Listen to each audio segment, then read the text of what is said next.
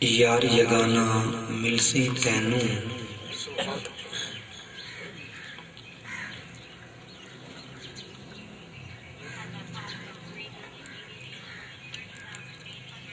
حضرت سلطان باہو رحمت اللہ تعالی علیہ آپ نے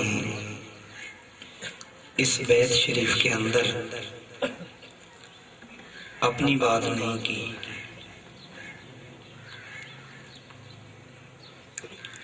آپ کی بات کی ہے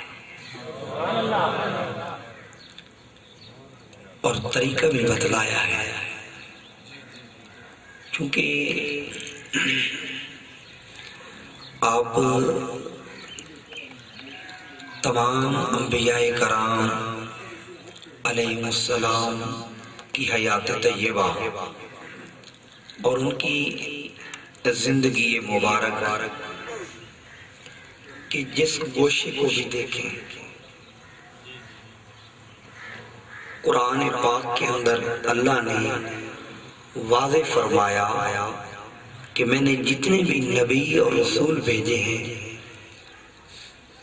صدیقین، شہداء، صالحین بھیجے ہیں، وہ فقط تمہاری ہدایت کے لیے بھیجے ہیں۔ اس بات کی گہرائی میں جا کے دیکھیں تو اللہ ہدایت دینے والا،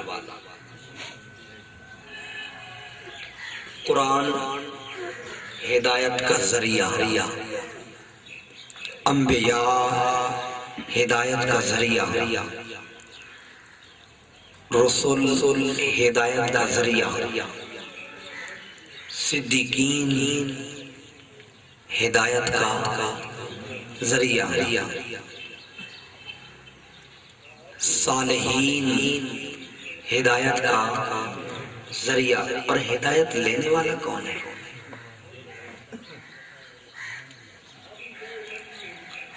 یہ بات توجہ طلب ہے۔ یہ چونکہ میلاد پاک کی محفل ہے اور میلاد کا آج میں نے فقط اور فقط حضور کی ولادت باسعادت اور آقا علیہ السلام کے میلاد کی مجلس کی فضیلت عرض کرنی ہے کہ حضور کے میلاد کی مجلس میں آنا روایتی مجلس ہے، جن کی نسبت اہل اللہ سے ہے، ان میں آنے کی فوائد کیا ہے؟ یہ جو ہم مناتے ہیں کیا اس کا قرآن سے بھی کوئی تعلق ہے؟ اس کا سنت سے بھی کوئی تعلق ہے؟ کیا اللہ تبارک و تعالیٰ کے فرامین سے بھی اس کا کوئی تعلق ہے، یا ویسے ہی ایک روایت چل پڑی ہے؟ اور اگر تعلق ہے تو اس کے نتائج کیا ہے؟ اس کے ثمرات کیا ہے؟ اس کے اثرات آدمی کے اوپر کیا مرتب ہوتے ہیں؟ اس لیے میں نے آپ کے سامنے عارفوں کے سلطان العارفین کے پنجابی کلام کا آخری بیت مبارک، وہ ان کے لیے نہیں جو یہاں بیٹھے ہیں، ان کے لیے ہے۔ اس لیے آپ اگر توجہ سے بیٹھیں گے تو بات کی سمجھ آئے گی، ورنہ ویسے ایک کان سے سن کے دوسرے سے تو آدمی نکال ہی دیتا ہے، لیکن مجلس میں، محفل میں، اور بالخصوص حضور کی ولادت باسعادت کی محفل میں آنے کا مقصد روایتی انداز نہیں ہونا چاہیے کہ آدمی کسی کی شادی میں گیا تو روایت پوری ہو گئی، کسی کی دعوت پہ گیا تو روایت پوری ہو گئی۔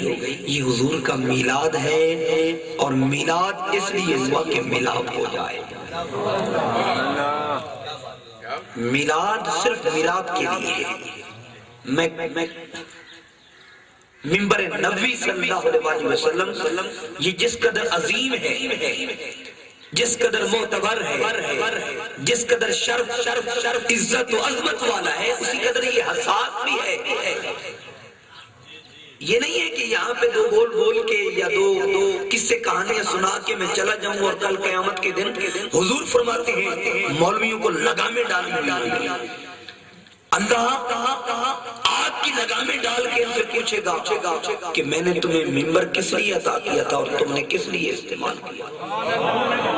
یہ منبر نبوی محض قصے کہانیوں کے لیے نہیں ہے، یہ محض بناوٹی باتوں کے لیے نہیں ہے، یہ منبر عظیم ذمہ داری ہے، اور دیکھنا یہ ہے کہ اس عظیم منصب سے عظیم ذمہ داری نبھائی جا رہی ہے، یہ ایک دوسرے پہ تان و تشنی کے علاوہ اور کچھ نہیں کہا جا رہا۔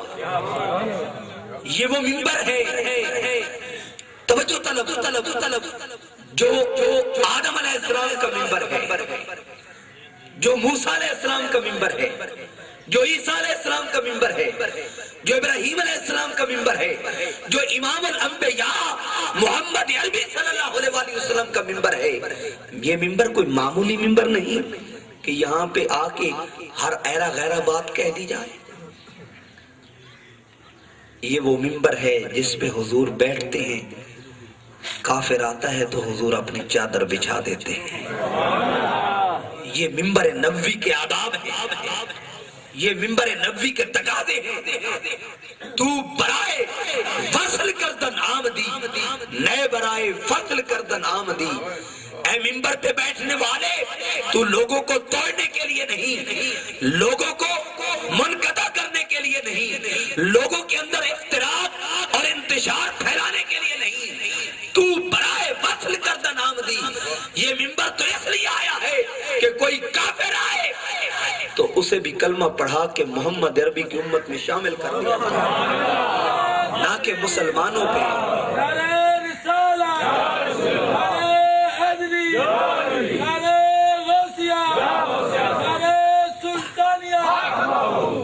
تو برائے وصل کردن آمدی، نئے برائے فصل کردن آمدی۔ اے خطبہ دینے والے، اے گفتگو کرنے والے، اے تقریر کرنے والے، اے واعظ کرنے والے، اے بیان کرنے والے، تو برائے وصل کردن آمدی۔ تجھے خدا نے یہ منبر لوگوں کو جوڑنے کے لیے دیا تھا، نہ کہ توڑنے کے لیے دیا تھا۔ نئے برائے فصل کردن آمدی، نہ کہ اس لیے کہ جو جڑے ہوئے ہیں ان کو بھی توڑ دے، ان کو بھی الگ کر دے، ان کو بھی علیحدہ کر دے۔ یہ منبر نبوی صلی اللہ علیہ وآلہ وسلم اس لیے نہیں، یہ فقط اس لیے ہے کہ جو ٹوٹے ہوئے ہیں ان کو میلاد ملاپ کے لیے ہے۔ آقا کا میلاد ملاپ کے لیے ہے۔ تو حضور سلطان صاحب فرماتے ہیں